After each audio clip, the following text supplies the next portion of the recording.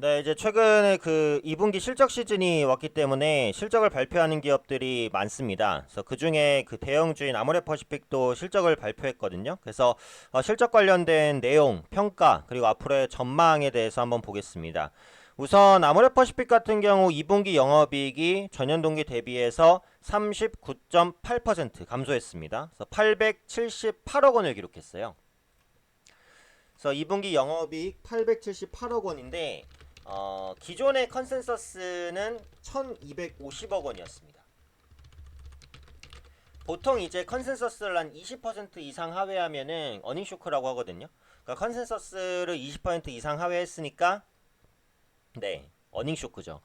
근데 이게 어닝 쇼크를 내도 그 시장 분위기가 좀 중요하긴 해요. 그러니까 시장이 좋고 상승 추세면은 이게 어닝 쇼크를 내는 기업도 주가 하락폭이 약간 제한되는 그런 모습들이 나타나거든요. 근데 최근처럼 시장 상황이 안 좋을 때는 어닝 쇼크를 내면은 그대로 이제 주가의 충격으로 반영되는 경우가 많아요. 그러니까 지금은 어닝 쇼크가 예상되는 기업들은 일단은 조금 피하시는 게 맞다라고 보고 있어요.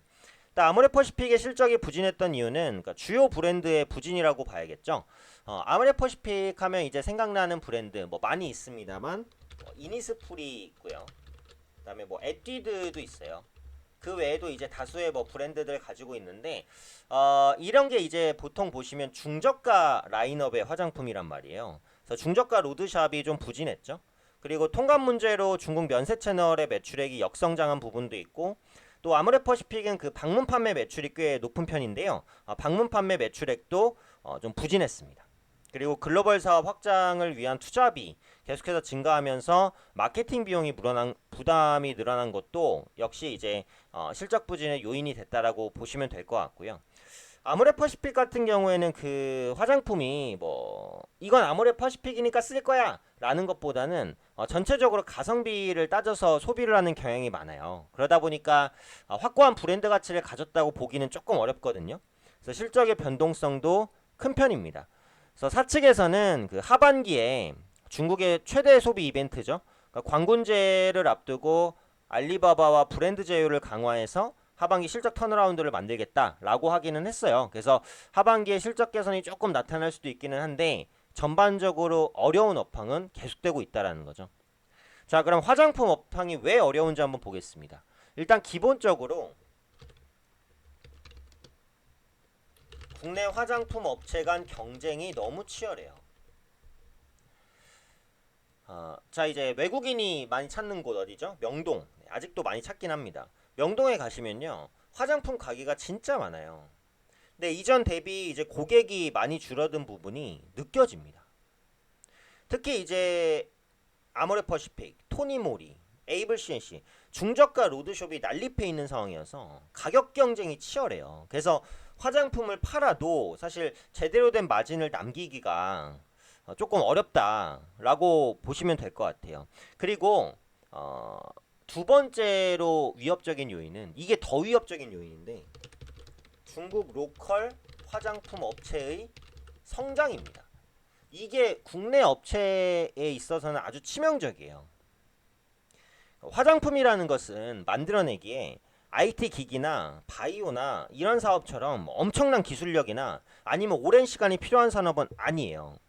그러다 보니까 중국에서 자체적인 개발 혹은 국내 업체에 대한 벤치마킹 이런 걸 통해서 화장품에 대한 투자를 꾸준히 했고 그런 부분들의 성과가 지금 나타나고 있다는 거예요.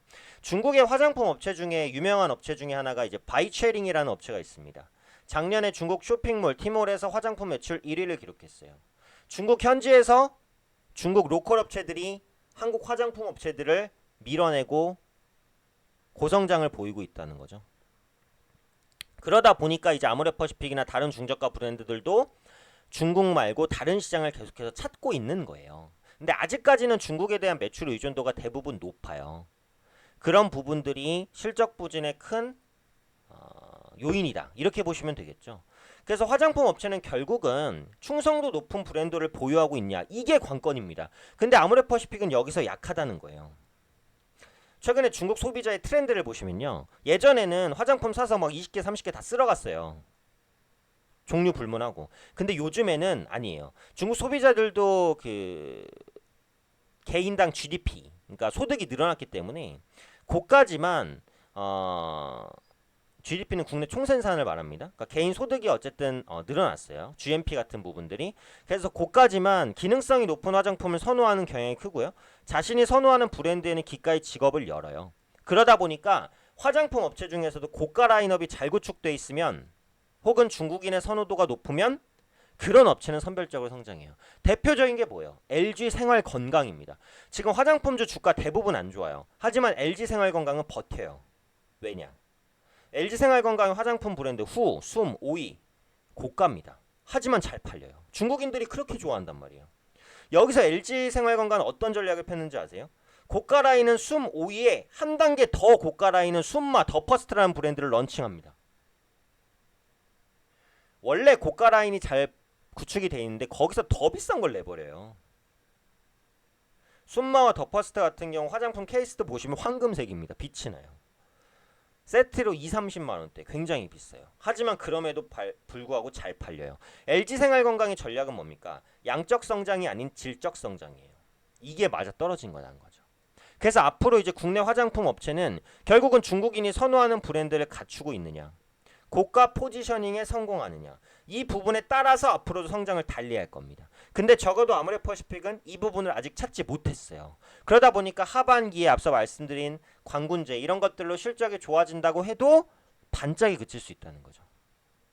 그러니까 지금 국내 화장품 업체가 어떻게 돌아가고 있는지 이 부분을 제가 말씀을 드린 거예요. 핵심적인 내용을 언급드린 거니까 이 부분을 보시고 단순히 화장품 업체니까 중국인 오니까 잘 팔리겠네? 이제 이게 아닙니다.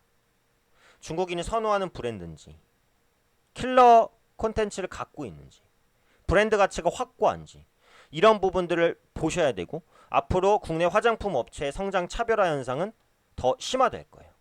때문에 이런 부분들의 포커스를 맞춰서 화장품 업체를 보시는 것이 중요하다. 그래서 오늘 아모레퍼시픽을 말씀드리면서 국내 화장품 업체 전반에 대한 부분을 말씀드렸으니까요. 이 부분 꼭 염두하셔서 화장품 업체 투자할 때 참고하시면 좋을 것 같습니다.